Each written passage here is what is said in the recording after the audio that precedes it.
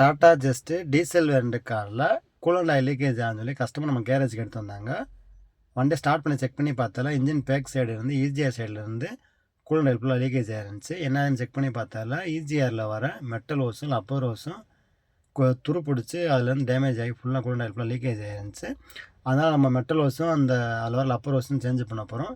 இந்த metal hose ஒரு 400 வந்துச்சு. இந்த லப்பர் ஹோஸ் ஒரு 150 ரூபா.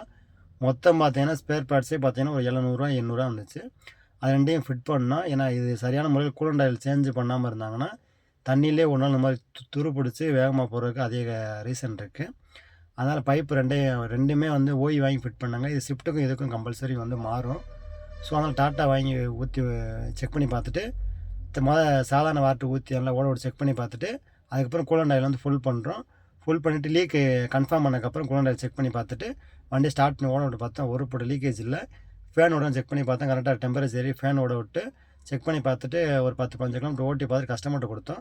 கஸ்டமர் சாட்டிஸ்ஃபைட் ஆகுங்க. இந்த வீடியோ பிடிச்சி நம்ம சேனல் லைக் பண்ணி ஃபாலோ பண்ணி வச்சுக்கோங்க. நம்ம ஒர்க் ஷாப் எங்கேயும் பார்த்தீங்கன்னா மதுரை பசுமலை சௌராஷ்டிரா காலேஜ் ஆப்போசிட்டில் இருக்குது. தேவைப்படுறவங்க என்கே மோட்டார்ஸ் கால் பண்ணுங்கள். என்கே மோட்டார்ஸ் வாங்க, தரமான சர்வீஸ் பண்ணி தரோம். தேங்க்யூ.